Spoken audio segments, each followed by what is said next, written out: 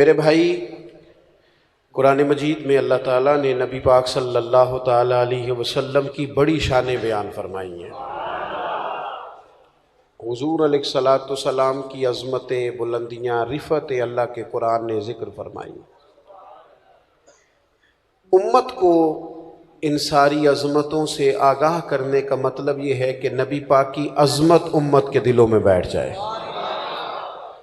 जब किसी को इंसान बड़ा अजीम जानता है ना, तो फिर उसके तरीक़ों पर अमल करता है, फिर उससे मोहब्बत हो जाती है।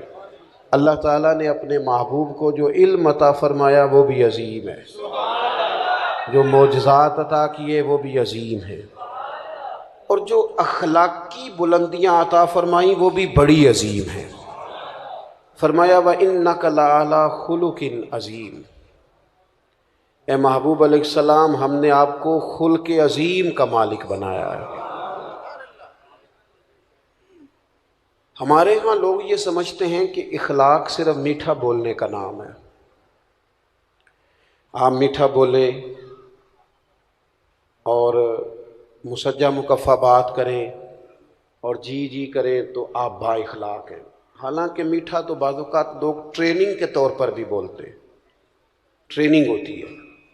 आप इदारों में जाएं तो जो बड़े इदारे हैं उनके जो सेलमैन होते हैं उनकी ट्रेनिंग होती है कि गाहक जो मर्ज़ी करे तुमने कड़वा नहीं बोलना। आप चले जाएं बड़ी दुकान पर, आपने कहा मुझे कपड़े चाहिए, तो वो सेलमैन आपको सारे थान खोल के दिखा देता है। आपने कहा नहीं यार तेरे पास वो नहीं जो मुझे चाहिए, तो वो कहता है ठहरें कुछ पीछे भी पड़े। सारे उसने खोल दिया। आपने कहा तुझे कहा था ना तेरे पास वो नहीं है जिनकी मुझे ज़रूरत है, तो फिर भी आपको नाराज़ नहीं करता, कड़वा नहीं बोलता, कहता है जनाब अगले हफ्ते आइएगा, माल और भी आना है। लेकिन जब बंदा दुकान से नीचा उतरा ना, नीचे, तो फिर पता क्या उसने कहा? कहने लगा इसने एक जोड़ा लेना है और नखरे देखो कितने। ये बाइखलाक नहीं। मेरी बात की समझ आ रही है? बाइखलाक होता तो ये पुश्त के पीछे भी वही खैर की बात करता जो इसने मुंह पे की थी। ये बाइखलाक नहीं, इसकी ट्रेनिंग है कि अपना काम निकलवाने के लिए किसी के साथ मीठा। असल आप किसी बंदे के बारे में असल वो होती है जो उसके पुश्त के पीछे आप बात करते हैं, मुंह पर तो सारी तारीफ करेंगे। तो बहुत सारे लोग मीठा ट्रेनिंग के, जहाज का अमला जो होता है ना, जिनकी एयरलाइंस बड़ी उम्दा हैं और जिन लोगों ने काम किया है, तो उनके अमले की तनख्वाहें भी बहुत हैवी होती हैं। तो जो बंदा 15,000 की टिकट लेके भी किसी डोमेस्टिक फ़्लाइट में बैठा है ना, तो वो तल्ख बात भी करे तो अमला तल्ख बात नहीं करता। ये अखलाक नहीं, ये ट्रेनिंग है कि तुमने गाहक को नाराज़ क्यों? इसलिए कि हमने माल बेचना है, सौदा बेचना है। तो ये ट्रेनिंग है। ढेर सारे लोग ट्रेनिंग के तौर पर मीठा बोलते हैं, और कुछ लोग मतलब निकालने के लिए भी मीठा बोलते हैं कि चलो काम पड़ गया है तो ज़रा मीठा बोलो। फ़कत मीठा बोलना अखलाक नहीं। मीठा बोलना भी एक जुज़ है अखलाक का, पर सिर्फ मीठा बोलना अखलाक नहीं, सच बोलना अखलाक है। वाक़े के मुताबिक बात करना अखलाक है। गुफ्तगू करना तो तराज़ुए अदल के साथ अपने अलावा भी किसी की खूबी मान लेना, यह भी अखलाक है। जो अच्छा हो उसे अच्छा कहना, चाहे वो हमारा हिमायती हो या मुखालिफ हो। अगर वो खैर वाला है तो फिर जुर्रत हो ये कहने की कि बंदा ठीक है। ये अखलाक है। आपका सब्र अखलाक है, शुक्र अखलाक है। जो अल्लाह ने दिया है उस पर गुजारा करना, कनात पसंद होना, ये अखलाक है। हिरस से, हवस से, लालच से, तमा से अपने आप को बचा के रखना, ये अखलाक है। आदात का सवरना अखलाक है। निरा 2, 4, 5 बातों का नाम अखलाक नहीं।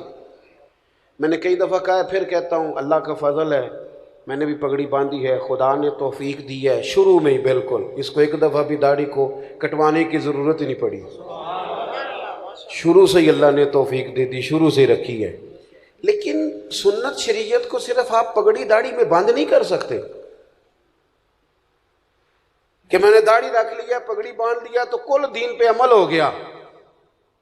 ये सुन्नत की बड़े दर्जे हैं, ये आला दर्जे, इसकी बड़ी ज्यादा अहमियत है। हम भी रोज इसकी तबलीग करते हैं।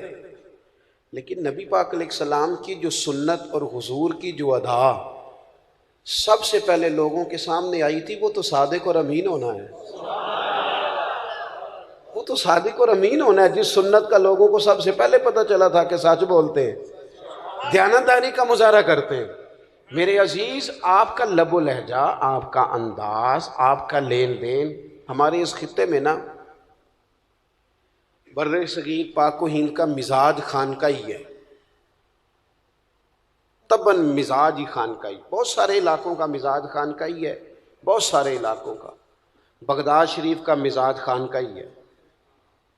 सिर्फ वहाँ हुजूर गौसे आज़म की खानका मुक़द्दसा ही नहीं, हज़रत मारूफ करखी भी हैं वहाँ, हज़रत जुनैद बगदादी भी हैं वहाँ, हज़रत बहलोल दाना भी हैं। मिजाज तबीयत खान का ही है। हमारे बर्रे सगीर पाक व हिंद का मिजाज खान का ही है। इसलिए यहाँ पीर जिस किस्म का भी हो चल जाता है, जिस किस्म का, चूँकि मिजाज खान का ही है ना, जिस किस्म का भी हो वो, क्योंकि पीर तरीक़त लिखा होना शर्त है, चल जाता है। मौलवी साहब ने नमाज पढ़ानी हो तो चलो 10 सूरतें तो आनी चाहिए ना उसे, कुछ नहीं तो 10 सूरतें तो आए ना। लेकिन पीर से ये भी नहीं पूछते कि तेनों को 10 आउंदियां ने कि नहीं। एक जगह मैं गया तो मैंने उनसे कहा कि ये पीर साहब, अब गुफ्तगू ख़त्म हो गई तो पीर साहब दुआ कर देंगे। कहने लगे हमारे पीर साहब दुआ नहीं करते, तकरीर भी नहीं करते। मैं कह नू आउंदी नहीं, इनू किसी मदरसे पाओ, आउंदी होंदी तो ज़रूर करनी सी। मतलब कोई क्राइटेरिया तो होना यार, इतना ज़्यादा तो ना अपने आप को नीचे ले जाएं कि कोई हाल ही ना हो जो आप जिसको मर्जी आप कोई दुनिया में क्राइटेरिया मुकर्रर करें किसी चीज़ का भी। बड़े ने जी अब ना निकालिएगा पैसे, अब मेरी बात सुने, अल्लाह जज़ाए खैर दे। दोस्त, अखलाकी रवैयों में मजबूती लाने के लिए हमारे सूफिया ने, ये मिजाज सूफियाना है यहाँ। अब ये तबलीग तो यहाँ सूफिया ने की, दीन उन्होंने फैलाया, लेकिन जो तारुफ है ना मजहब इस्लाम का हिंदुस्तान में, तारुफ वो ताजरों ने कराया है। यहाँ सबसे पहले जो लोगों को तारुफ हुआ ना मजहब इस्लाम का, कुरान का, नबी पाक अलैहिस्सलाम का, वो ताजरों के ज़रिए हुआ है। जब बहरी सफ़र शुरू हुए तो हिंदुस्तान के ताजरों के, अरब के ताजरों के साथ लेन देन के मामलात शुरू हुए। यहाँ की चीज़ें वहाँ बिकने लगी, वहाँ की यहाँ बिकने लगी, लेन देन होने लगा। तो यहाँ के लोगों ने ये देखा कि अरब शरीफ के जो ताजर हैं वो जो कहते हैं वही करते हैं, लेन देन के मामलात में बड़े क्लियर हैं, साफ हैं।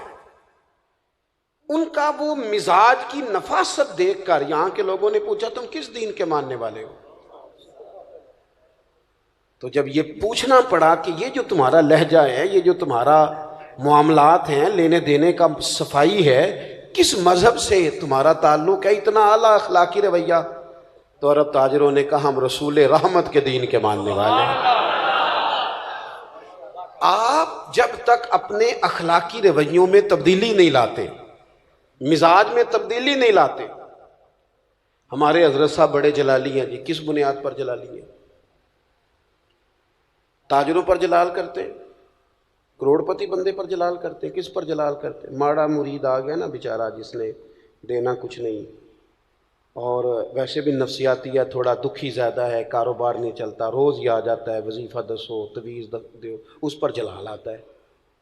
वो अच्छा नहीं लगता, वो बुरा लगता है, उसको डांट देते हैं। वो जलाली पीर तो थे वो कि जिनको लोगों की गलतियों पर, उनके बार बार गुनाह के इसरार पर जलाल आता। वो कौन थे? वो हाजी अबू दाऊद मोहम्मद सादिक जैसे लोग, जो जलाल करते थे किस बात पर कि तूने दाढ़ी क्यों नहीं रखी, तो सुन्नत पर अमल क्यों नहीं करता। ये था जलाल, इसकी समझ आती है। लेकिन आप किस जलाल की बात कर रहे हैं? अखलाकी रवैयों की मजबूती, आपका उठना बैठना, लेना देना, मामलात ज़िंदगी, इसमें नफासत हो। हमारे यहाँ इखलाकी रवैयों की सबसे ज़्यादा ज़रूरत घरों के अंदर होती है, और हमारा हाल ये होता है कि बाहर हमारा रवैया बिल्कुल ठीक होता है और घर में हमारी तबीयत बड़ी सख्त होती है। हालांकि सबसे ज़्यादा ज़रूरत घर वालों को है।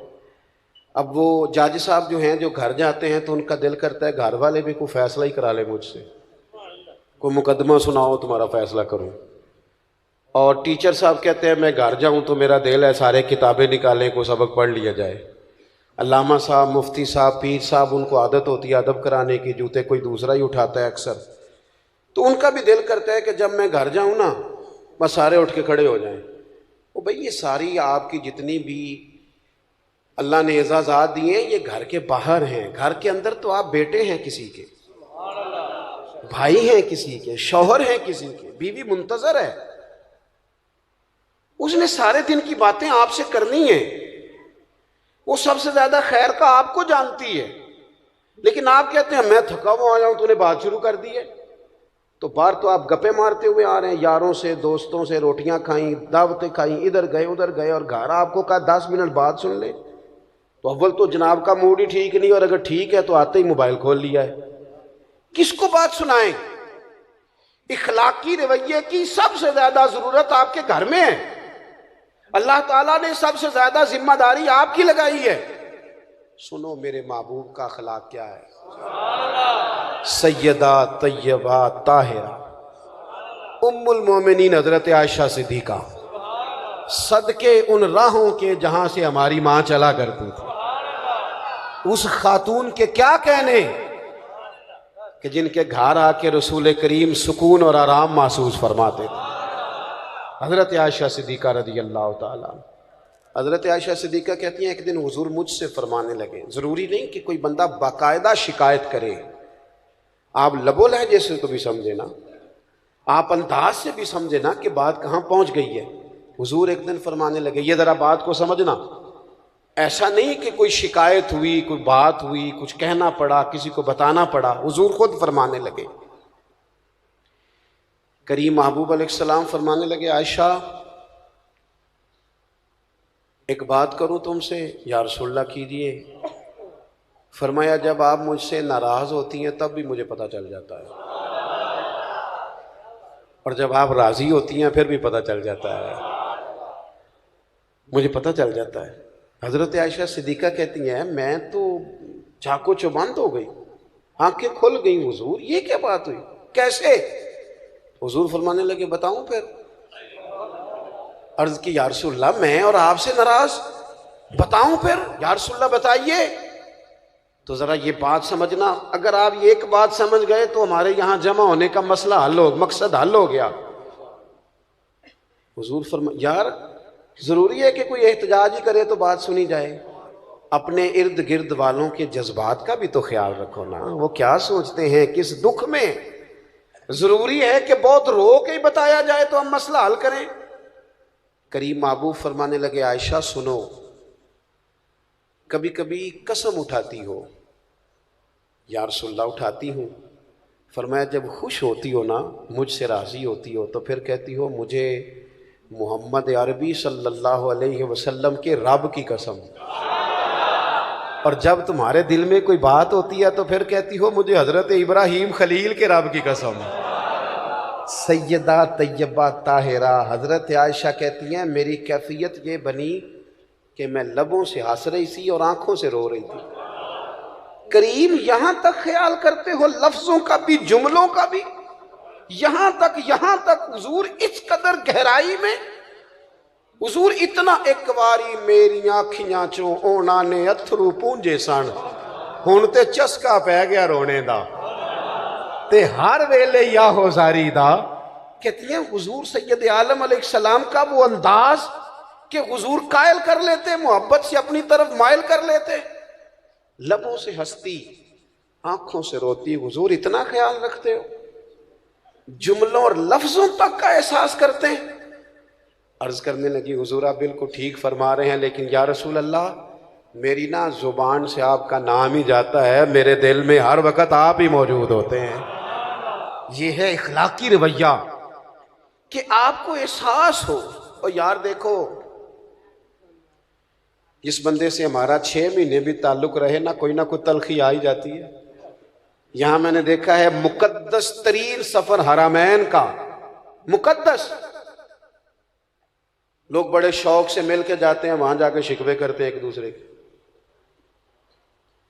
पहली बात तो ये है कि मुतमईन होने को तो हम वैसे ही तैयार नहीं, और वहाँ जाके अब तो खैर माहौल उस तरह का है। कई साल पहले की बात है, हरम काबा के सामने दो लोग अपने ट्रैवल एजेंट का शिकवा कर रहे थे, सन लोट लिया से।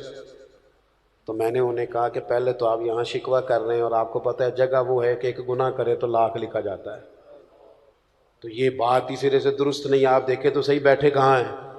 और दूसरी बात ये है कि रोज़ लोग धोखे करते हैं। मेरा तो जी चाहता है जो रब रसूल की बारगाह में पहुंचाता है ना, वो लूट भी ले तो बड़ा ही अच्छा है। कुछ 24 घंटे शिकवे। मैं एक जगह महफिल नात में हाजिर था, अब तो मैंने बचत करा ली है, मैं ईशा के बाद जाता ही नहीं, इसलिए कि कोई किसी किस्म का नात का पल्ले पड़ जाता है, बाद में जवाब देते फिर हो कि जनाब ये उसने ये कह दिया है, आप भी मौजूद थे, लिहाजा हम वैसे ही बचत करते हैं, दूर से ही। इत्तकू मवाज़ियकुम, तोहमत वाली जगह से ही बंदा बचे। एक जगह बैठे थे तो नात खाना शेर पढ़ रहा था, और शायद मेरे जैसे लोगों के लिए पढ़ रहा था। मरहूम आज़म चिश्ती का कलाम था, तेरी निस्बत ने सवारा मेरा अंदाज़ हयात, मैं अगर तेरा ना होता सगे दुनिया, मैं गलियां दा रूड़ा कूड़ा ते महल चढ़ाया है साइयां। तो ज़रा बात बन गई, कुछ सख्त लोगों की आंखों में भी आंसू आ गए। तो मैंने साथ वाले से कहा कि देखिए मैं भी करता रहता हूँ कि यार आप लोग क्यों पहले डिमांड करते हैं, क्यों पैसे तय करते हैं, ये गलत बात है, क्यों आप ये चीज़ें। लेकिन मैं आपसे अर्ज़ करूँ, बेचने वाले इतने मुजरम नहीं जितने ख़रीदने वाले मुजरम हैं। ये तो माहौल उन लोगों ने बनाया जो पहले रेट लगाते हैं, पहले इनको पैसे देते हैं, फिर शिकवे करते हैं। क्यों आप रेट बनाते हैं, क्यों कहानियाँ बनाते हैं, पहले सारा कुछ करते हो फिर कहते हो बिगड़ गए। तो ज़रा दिल को बात लगी, तो मैंने साथ बैठे हुए शख्स से कहा यार आज बड़ा सोना पड़ा है, इसने मज़ा आ गया है। तो फौरन कहने लगा, कहते इन्हें 40,000 ले आ दे, ये हंसने की बात नहीं रोने की है। मैंने उसे कहा यार को हर वक्त शिकवा ज़रूरी है, क्यों दिया तुमने, किसी और मुफ्त वाले को बुला लेते, मोहल्ले के बच्चों को नात नहीं आती उनसे सुन लेते, पहले देते हो फिर शिकवे करते हो। और मैंने कहा सुन, फिर आज इसने ना मेरे करीम रसूल का जिक्र किया है, और इतना सोना किया है कि दिल के जज्बात आंसू बन के टपक आए हैं। आज इसने जितना लुत्फ दिया ना 40 थोड़ा है, ये थोड़ा है, ज्यादा मिलना चाहिए इसे। बात देखो कहाँ, कुछ जरूरी है कि हर वक्त इंसान कहीं अपने अखलाकी रवैयों को इंसान मजबूत करे, उसके लहजों से, उसके अंदाज से, उसके बात करने से। मुझे बताए ना, हजरत उमर तो कहते हैं कि हमारा दोस्त वो है जो हमारी गलतियां बताए जी, जो हमारी गलतियां बताए वो हमारा, तो सानू तो कदे चंगा लगता ही नहीं, सवाल ही नहीं। हमने तो बाकायदा बंदे रखे हुए तरीफे कराने के लिए। ये नकीबे महफिल की ये अभी मुझे अच्छा नहीं लग रहा था, लेकिन मैं कुछ अरसे से ना जी आते ही माइक ले लेता हूँ, इसलिए कि हम जो नहीं हैं वो हमें बताया जाता है, तो अपने आप में बंदे को शर्म आती है कि ये क्या कहा जा रहा है, भला ज़रूरत है इन चीज़ों की, अगर कुछ है तो वो नज़र आ जाएगी। लेकिन ये कहानियाँ बनाना कि फलाने साहब आ गए, फल क्या ज़रूरत है इस बात की, कोई हाजत नहीं। इससे इंसान कमज़ोर। उठ बुलिया, उठ बुलिया, वो चल उथे वसीए जिथे वस देनी सारे अन्ने, ना कोई साड़ी जात पछाणे ना कोई सानू मन्ने। कभी तो इंसान निकले ना कैमरे की आंख से बाहर, वो हकीकत की जिंदगी में भी आए ना। हजरत उमर रदी अल्लाह ताला अन्हु बड़े आदमी थे ना, पर ये अखलाक है कि हजरत सलमान फारसी मिलने आए तो कहने लगे मेरे अंदर कोई गलती है तो मुझे बता के जाना, सारे मेरी तारीफें करते रहते, ये अखलाक है। तो हजरत सलमान फारसी कहने लगे है ना गलती आपके अंदर, आपको नहीं पता कहत पड़ा हुआ है, लोगों को रोटी नहीं मिल रही और आपने सालन के साथ चटनी भी रखी हुई है, एक चीज़ खाएं, या सालन खाएं या चटनी खाएं। तो हजरत उमर क्या कहने लगे, कहने लगे रब तेरा भला करे, तूने उमर की इस्लाह कर दी, अल्लाह तुझे बेहतरीन जजा अता फरमाए। ये तरबियत है, ये मिजाज, ये अखलाक है। ये मत समझें कि निरा थोड़ी देर मीठा बोलें, जनाब रोटी खानी है, जनाब खाना खाना है, तो वापस आकर बड़ा बाइखलाक है जी, सानू बड़ा प्रोटोकॉल देता सो। ओ भाई ये तो भाजो का जरूरत के लिए करते हैं लोग। आपके लहजे में हुस्न तब आएगा जब आप अखलाक की असल पोजीशन को समझेंगे। बस मैं बात समेटने लगा हूं। हुजूर ने एक बहुत बड़ा अखलाकी रवैया बताया है। ज़िंदगी में ज़रूरी नहीं होता बंदा सब जगह कामयाब ही हो। ये नौजवान ज़रा गौर करें मेरी बात पर। मैदान में रहना शर्त है, जीतना शर्त नहीं। जितने अंबिया किराम अलैहिमुस्सलाम दुनिया में आए सारे कामयाब होके गए, लेकिन किसी का कलमा 4 लोगों ने पढ़ा है, किसी का 6 ने पढ़ा है। ड्यूटी कितनी है? 950 साल। कलमा पढ़ा 6 लोगों ने, पर नबी कामयाब होके गए। क्यों? कि रब ने जो ड्यूटी लगाई थी वो ड्यूटी उन्होंने पूरी की है। उनके जिम्मे ड्यूटी लगाई गई थी, उनके जिम्मे हजारों लाखों का मजमा जमा करना। को नहीं समझ आई आपको मेरी बात की? हम ना जीतना चाहते हैं, हमें लाजमी तौर पर नतीजा अपनी मर्जी का चाहिए, और ना भाई छोड़ दे, नतीजा उस पे छोड़ दे। जो लोग सबसे पहले जिन्होंने खून दिया था ना इस्लाम की बुनियाद मजबूत करने के लिए, सबसे पहला खून, वो बदर के 14 शहीद हैं। नाम बताओ उनके, बताओ नाम क्या है? इस्लाम का रोब जो पूरी दुनिया में बैठा है वो बदर के लोगों की वजह से है, जो मैदान बदर में गए। वो 14 लोग जिन्होंने खून दिया, नाम बताओ उनके। नहीं आते लोगों को। वो अगर नाम बनाते, तख्तियां लगवाते तो काम नहीं होता था। उन्होंने कहा नाम उस करीम का ही जचता है जिस करीम के सहारे हम मैदानों में खड़े हैं। हम तो ना जी किसी चक्कर में हैं। ये अखलाकी कमजोरी है। आप अपने हिस्से की ड्यूटी करें, आप ड्यूटी करें, अपने हिस्से की काम करें। हुजूर ने सहाबा को जहां खड़ा किया ना, हिकमतें नहीं पूछी उन्होंने, दलाइल नहीं पूछे, ये काम तो इसका मतलब क्या है। गुलाम भी कभी हिकमत पूछता है? गुलाम तो नौकरी करता है। उन्होंने हिकमत, ये बड़ा मजा है। आप किसी की गुलामी करें तो फिर हिकमतें ना पूछें, फिर ध्यान से गुलामी करें, तवज्जो से गुलामी। हमारे यहाँ लोगों को वाज़े हुक्म का पता चल जाए तो फिर भी तावील करते हैं, गुंजाइश निकालते हैं। पूरा वाज़े हुक्म है फिर भी गुंजाइश निकालेंगे। हुजूर अलैहिस्सलाम के गुलामों का क्या हाल था, ये उनका रवैया था अखलाकी। नबी करीम जुमा पढ़ा रहे हैं, खुतबा देते देते देखा एक बंदा खड़ा हो गया है। हुजूर ने फरमाया बैठ जाओ। सादी सी बात है। अभी मैंने भी कई दोस्तों से इशारे से कहा किसी के, यार बैठ जाओ बैठ जाओ, माहौल ज़रा ठीक रहता है। करीम फरमाने लगे बैठ जाओ, सादी सी बात है। नाम नहीं लिया हुजूर ने, नाम नहीं लिया। यहाँ तो नाम लेके कहता है ना वालिद, बेटा ज़रा मुझे पानी पिलाना, नाम लो, कहता अब्बा जी छोटे को कह दें। हज़रत शेख अबू मुर्तश एक सूफ़ी गुजरे, साहिब रुसाला कुशैरिया ने उनका जिक्र किया है। वो कहते हैं मैं हज पे जा रहा था, मेरा नफली हज था, तो लोग जमा थे, नारे शारे लग रहे थे। ये भी एक बारीक पहलू है अहले तसव्वुफ के यहाँ, इसे समझिएगा।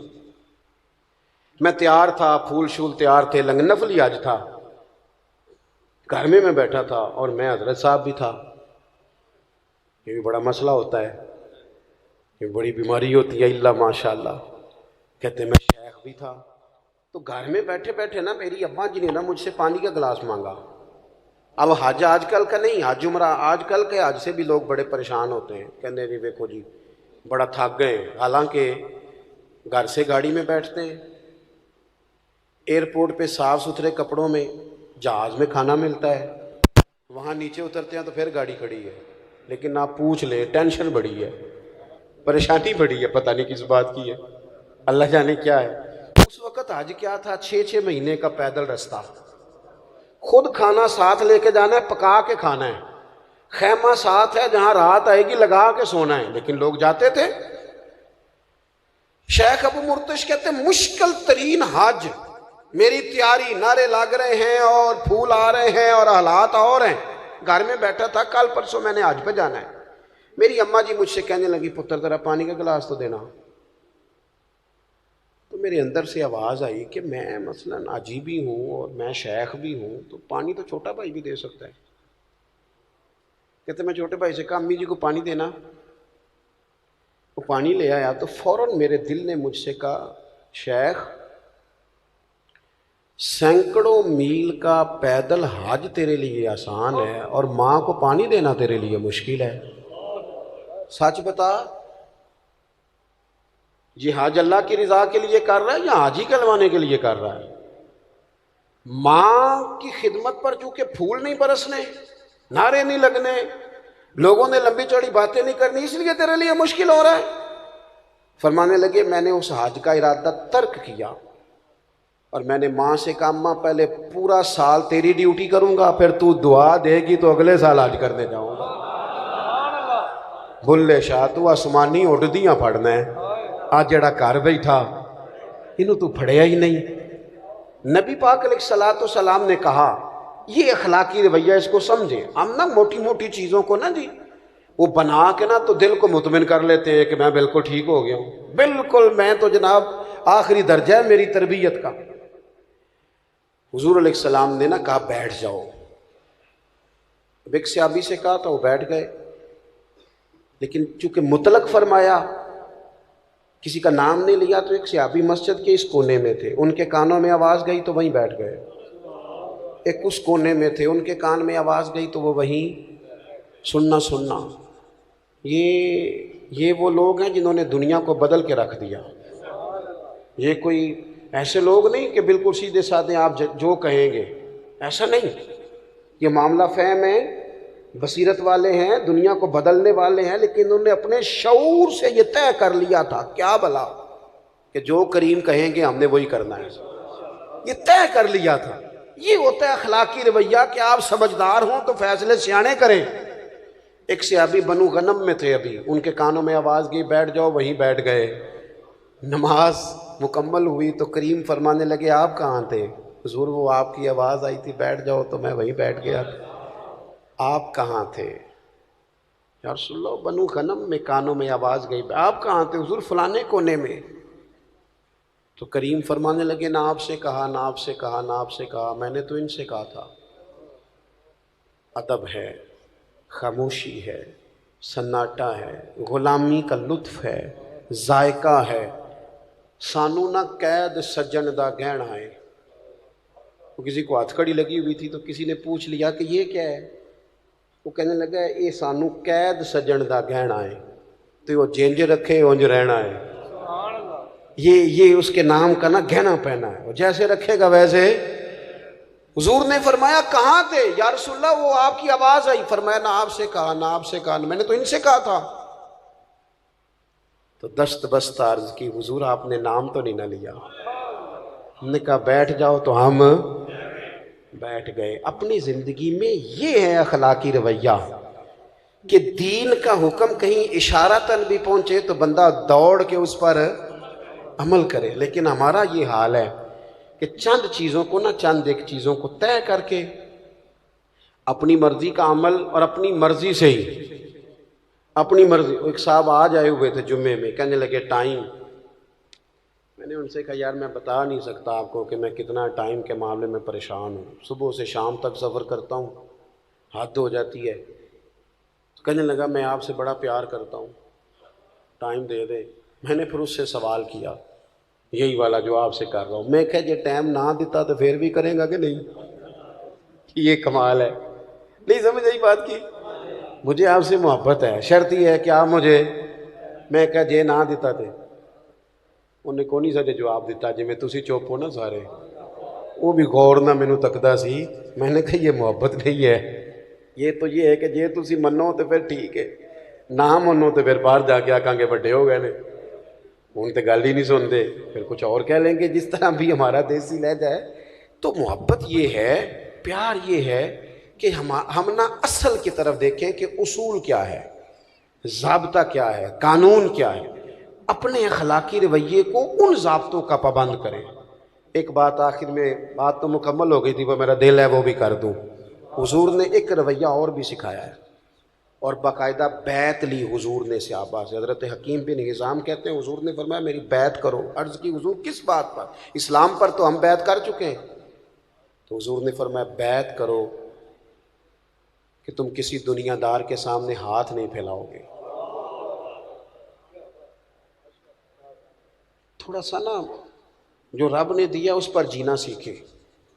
बस कोई बंदा, आप किसी करोड़पति आदमी की तरफ भी कभी उम्मीद लगाएंगे तो चंद हजार के बाद भी बात करेगा। ये बहुत बड़ा इखलाकी रवैया है कि इंसान को जो रब ने दिया है बंदा उस पर राजी होना शुरू कर दे। हजरत हकीम बिन हिजाम कहते हैं, हमने बैत की थी कि महबूब हम दुनियादारों के सामने कभी हाथ कमज़ोर कर देते हैं लोग, आप दुखड़ा सुना के देख लें, बनता भी कुछ नहीं और आपकी बात भी इधर उधर निकल जाती है।